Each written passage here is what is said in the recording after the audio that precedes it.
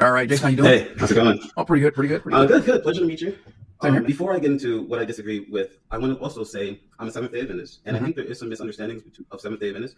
We don't believe that we're justified by the law. So Some do. I'm speaking on behalf of the official teaching of the church. Officially, Okay. the church does not say we need to be justified by the law. Officially, if you look at our 28 fundamental beliefs, I think it's number 10, where it says we are justified by faith.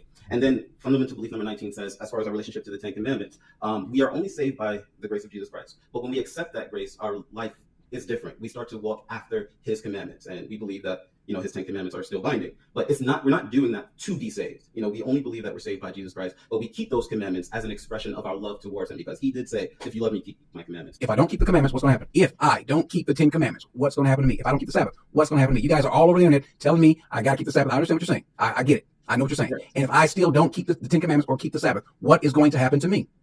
You're going to die. All right, You're cool. going. You're going to have the wages of sin. You're going to have the wages of sin. If you So, go to so, it and so don't do I've it, got to. This you're going to is have the this wages is why you guys are heretics. This is why you guys are heretics. With all due respect, you telling me place my faith in Christ and then go back and keep the law. Paul says people like yourself, that doctrine is foolish. He calls you No. fools. You are trying to No. be justified by the law. If you That's kill, not what would happen to you, Corey? what would That's happen to part me. of the same law. It's part of the same If law. I kill, If you're a killer, no forgiveness. What I find amazing with the critics, not just Dr. Costa, but when I think of guys like Ray Comfort, right? Ray Comfort goes around in Living Waters, and every time he witnesses to somebody, he goes, "Have you broken any of the commandments?" And so he starts, "Have you taken God's name in vain? Have you committed adultery? Have you stolen? Have you done this?" And I always smile. He then tells them, by the 10 commandment law of God, notice he only mentions 9, but he always says, by the 10 commandment law of God, if you were to be judged on Judgment Day, would you be guilty or innocent? Nobody's telling you that keeping the Sabbath saves you.